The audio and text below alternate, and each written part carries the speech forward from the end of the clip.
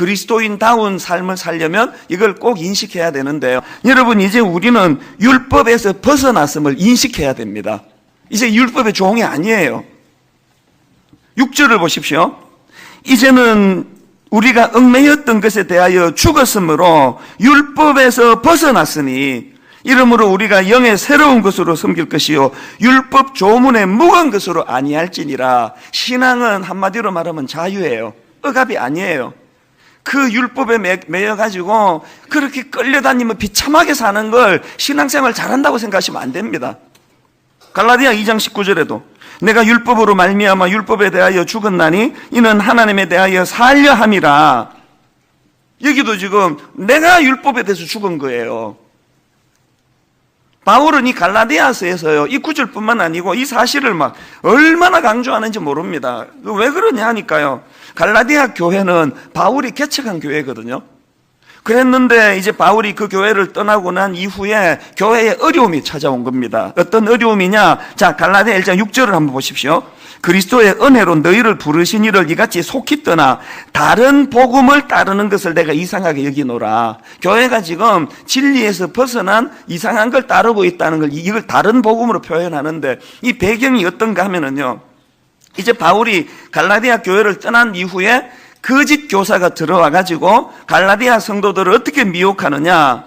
바울이 강조하는 거, 예수만 믿으면 구원받는다는 거 틀렸다는 거예요. 물론 예수도 믿어야 되지만 할례도 받아야 된다. 물론 예수도 믿어야 되지만 율법을 잘 지켜야 구원을 받는다. 이걸 강조하는 거짓 교사들에게 교회가 지금 흔들흔들거리고 있다는 거예요. 이런 주장을 하는 사람들을 그 율법주의자라 그러지 않습니까? 이 율법주의자들의 거짓 가르침에 갈라디아 성도들이 지금 너무나 미혹에 넘어가서 혼란을 겪고 있다는 소식을 들은 바울이 참 아픈 마음으로 그들을 지도하려고 쓴 책이 갈라디아서예요. 그러니까 이제 갈라디아 3장 1절 2절 한번 보십시오. 어리석도다 갈라디아 사람들아. 제가 이제 이제 은퇴를 하거나 그래가지고 이 교회를 떠나고 났더니 막 여러분들이 이제 미혹하는 그런 거짓 교사들한테 속아가지고 막 이상하게 되면은 제가 여러분께 편지 쓸 거예요. 어리석도다 분당 우리 교회 성도들아. 그러면서 이제 편지를 쓰는 게 지금 그 상황이에요. 어리석도다 갈라디아 사람들아. 예수 그리스도께서 십자가에 못 박히신 것이 너희 눈앞에 밝히 보이거늘 누가 너희를 꾀드냐? 내가 너희에게서 다만 이것을 알려 하노니 너희가 성령을 받은 것이 율법의 행위로냐 혹은 듣고 믿음으로냐? 이신칭이 오직 믿음으로 구원을 받았다는 그 사실을 간과한 그 갈라디아 성도들에 대하여 아픈 마음으로 지금 이 편지를 쓰고 있는 거예요. 그런데 여러분 참 가슴 아프게도요, 오늘 한국교회가 이 갈라디아 교회 비스무리하게 돼가고 있는 거 아닙니까? 십자가도 분명히 믿어요. 의지해요. 그러나 그럼에도 불구하고 우리 스스로가 행위에 대해서 얼마나 잘못된 생각에 빠져 있습니까? 여러분, 이런 그 율법주의자가 되면은 거기에 잘못된 열매들이 몇 개 나오는데요. 율법주의자가 되면은 자기 자신에 대해서는 교만하거나 비굴하거나, 자기 자신에 대해서 교만하거나 위선자가 되거나, 이거 틀림없습니다.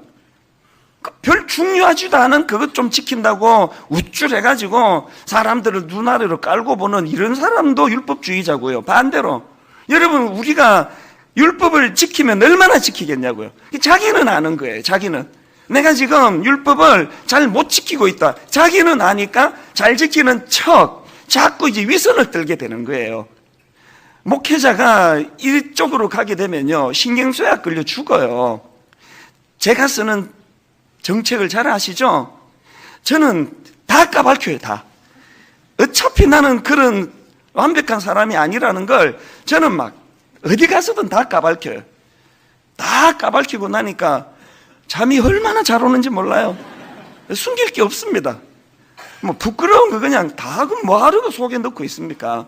어차피 저는 죄인이고 제가 어떤 행위로 구원받은 사람이 아니기 때문에 제 연약한 부분을 감추려고 에너지를 쓰고 싶지 않은 거예요. 이거 다 드러내는데 율법주의자들은 그게 안 돼요. 그래서 율법주의자들은 우선 표면적으로는 거의 교만해요. 나는 이런 걸 지키고 있다는 걸 어떻게 해서든 이제 드러내려고 애를 쓰고 반드시 이런 사람에게 나타나는 게 타인에 대한 비방이에요. 율법도 못 지키는 것들이. 한때 제가 율법주의자였거든요. 저는 고신이라는 엄청나게 말씀을 사랑하고 말씀을 지키려고 애쓰는 교단에서 자랐기 때문에 이 고신에서 자라니까 그냥 주일날 돈 써도 안 된다 그러잖아요. 그것도 제가 눈물로 지켰습니다. 돈 정말 안 썼습니다. 그리고 또 주일날 공부도 해서도 안 된다는 거 감사함으로 지켰습니다. 저 주일날 공부한 적이 없습니다. 술 안 마셨고요. 담배 핀 적 없고요. 그렇게 말씀 안에 사는데 이 문제가 뭐냐? 사실 여러분 이 술, 담배 안 하는 게 굉장히 우리가 공동체의 약속으로서 중요하긴 하지만 술, 담배 한다고 지옥 갑니까? 이건 진리에 있어서는 본류는 아니에요. 선교사님들이 와서 보니까 그 조선 사람들이 막 너무 생활이 문란하고 그렇게 음주가무에 빠져 있으니까 그리스도인들이 거룩을 위해 가지고 이런 룰을 지키면 좋겠다고 그것들을 지키는 건 참 좋은 일이지만 제가 술, 담배 하는 그 대학생들, 제가 이제 대학 다닐 때 얼마나 제가 눈 아래 깔고 봤는지 모릅니다. 저게 예수쟁이냐, 저게. 술 처먹고 저게. 나는 지금 술을 안 마신 사람이야. 한 번 어떻게 실수로 마시긴 했지만. 주일날도 마찬가지예요. 저는 버스도 안 탔던 사람이에요. 막 그 먼 30분 되는 거리를 그냥 걸어서 다니고 저녁 예배 들어갈 때는 또 돈 쓰면 안 되니까 그 딴 놈들은 막 가서 짜장면 먹고 와가지고 옆에 냄새 풀풀 풍기고 하면 내가 이게 인간이냐 싶어. 이게 주일날 짜장면 처먹고 와가지고 그 예배 그 은혜가 되겠냐고 이래가지고 하여튼 장로 아들이 말이야 그러면서 내가 엄청 정죄했거든요. 근데 중요한 건 뭐냐? 배고파 죽을 것 같으니까 말씀에 은혜가 안 되는 거예요. 그 예배는 율법을 지키느라고 또 율법을 저녁 예배 또 안 드리면 안 될 것 같아서 앉아는 있지만 막 하여튼 목사님 얼굴은 밥그릇 같고요. 설교 길게 하는 설교자는 내가 분노했습니다. 자기는 저녁 잘 먹고 안 오니까 저렇게 힘이 남아서 설교 저렇게 길게 하는데 난 지금 점심 때 국수 한 그릇 먹고 와가지고 배고파 죽을 것 같아. 어떻게 설교 저렇게 길게 하느냐고. 이게 제대로 된 신앙입니까 이게? 차라리 지금 생각하니까요. 짜장면 사 먹고 배 든든해서 집중해서 말씀에 은혜 받는 게 그게 더 좋았을 것 같아요. 저녁 집회는 뭐 거의 은혜를 못 받는데 그 율법을 지켜야 되니까 제가 예배마다 참석한 거 아닙니까? 저 여러분 믿어주시지만 믿어주세요. 저 여전히 술, 담배 안 합니다. 여전히 안 합니다. 저 여전히 주일날 저 돈 안 쓰거든요. 저 주일 성수 잘합니다. 그러나 달라진 게 뭔지 아십니까? 이걸 가지고 우월한 생각 가지지 않습니다. 이걸 가지고 누구 정죄하지 않습니다. 우리 성도 중에 누가 아직도 담배를 핀대더라. 그 절대로 그 사람을 정죄하지 않습니다. 하나님께서 그에게 은혜 주시면 자연스럽게 끊을 수 있으리라고 저는 믿습니다. 그걸 가지고 제가 잣대를 삼고 누구를 비방하고 무시하고 또 아주 내가 술, 담배 안 하는 것 때문에 내 주일날 돈 안 쓰는 것 때문에 막 엄청난 우월감을 가지고 있는 건 그건 율법주의자가 될 위험이 있기 때문이에요. 그리고 여러분 이런 율법주의자들이 가지고 있는 결정적인 가슴 아픈 결과가 뭔지 아십니까? 율법주의자들은요 종교적인 괴물이 될 수밖에 없는 거예요. 괴물이. 예수님 당시에 바리새인들이 그랬던 사람들 아닙니까? 마가복음 3장에도 보면은요 이 종교적인 괴물이 된 그들을 볼 수 있는데 내용을 한번 파악해 보십시오. 예수님이 그 안식일에 그 손 마른 장애인을 고쳐주는 내용을 바리새인들이 어떻게 취하는지 한번 보십시오.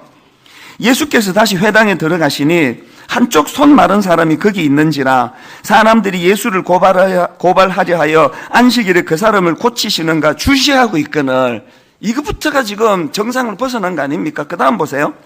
예수께서 손 마른 사람에게 이르시되 한가운데에 일어서라 하시고 그들에게 이르시되 안식일에 선을 행하는 것과 악을 행하는 것 생명을 구하는 것과 죽이는 것 어느 것이 옳으냐 하시니 그들이 잠잠하거늘 그들의 마음이 완악함을 탄식하사 노하심으로 그들을 둘러보시고 그 사람에게 이르시되 내 손을 내밀라 하시니 내밀매 그 손이 회복되었더라. 이 상황이에요. 그랬는데 이 종교적인 괴물들을 한번 보세요. 그 다음 6절 바리새인들이 나가서 곧 헤롯 왕과 함께 어떻게 하여 예수를 죽일까 의논하니라. 이해가 되세요? 사람이요, 율법주의에 빠져가지고 율법 이러고 살면은요, 반드시 괴물이 되는 거예요. 우리 주변에 이런 괴물이 없습니까? 도저히 상식적으로는 이해가 안 되는 종교적인 괴물이 너무너무 많이 양산되는 게 오늘 한국교회 가슴 아픈 현실 아닙니까? 예수님의 중심은, 율법의 근본 정신은 사람을 사랑하는 일, 사람의 생명을 살리는 일, 그 손마른 장애를 가지고 고통하는 그 사람에게 초점이 가 계시는데, 이 기계적으로 율법을 지키느라고, 주일날 돈 썼지? 너 담배 피지? 솔직히 말해봐. 너 이러다 지옥 간다? 끊임없이 우리는 이 바리새인들의 모습을 닮아가고 있는 건 아닌지, 오늘 우리에게 이런 모습은 없는지. 그러니까요, 이 율법주의자들의 특징은요, 자기가 우선 행복하지 않아요. 행복하겠습니까? 이래가지고 그 예수님 죽일 궁리하는 이런 사람들 안에, 그리고 이런 사람을 만나면요, 그 사람이 다 대하기가 너무 힘드니까 슬슬 피해요. 오늘 여러분, 이 한국 사회 안에 우리 크리스찬들의 자리매김이 지금 이 바리새인 비슷하게 돼가고 있는 거 아닐까요? 그렇기 때문에 우리가 뼛속 깊이 각인해야 될 하나님의 말씀이 갈라디아 2장 16절이에요. 사람이 의롭게 되는 것은 율법의 행위로 말미암음이 아니요 오직 예수 그리스도를 믿음으로 말미암는 줄 알므로 우리도 그리스도 예수를 믿나니. 그 다음 보세요. 이는 우리가 율법의 행위로서가 아니고 그리스도를 믿음으로써 의롭다함을 얻었다 함이라. 율법의 행위로서는 의롭다함을 얻을 육체가 없느니라. 나를 통치하는 내 내면의 주인이